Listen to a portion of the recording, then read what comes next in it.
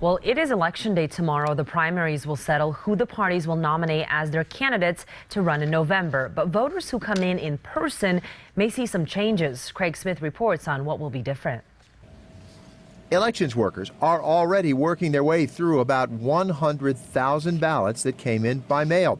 But there will still be about 250 in-person polling places where election workers expect another 25 or 30,000 voters. At 25 of those polling spots, iPads will replace the usual paper sign-in book. You should bring a driver's license or a state-issued ID card. The iPad will scan it to prove you are you and authorized to vote.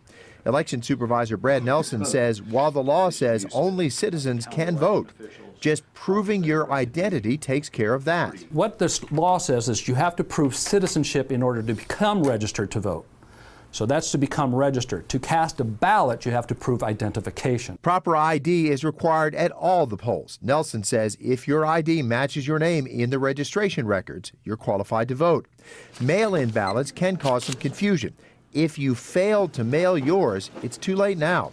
Nelson says bring it to any polling place, but don't try to use a ballot there. If you got a mail-in ballot, that is the only one it's legal to use. Well, stay with KGUN-9 for all of your election coverage. Later in the show, though, Justin Shecker will break down all the races. And don't forget to tune in tomorrow night. We'll have up-to-the-minute results from all of the races.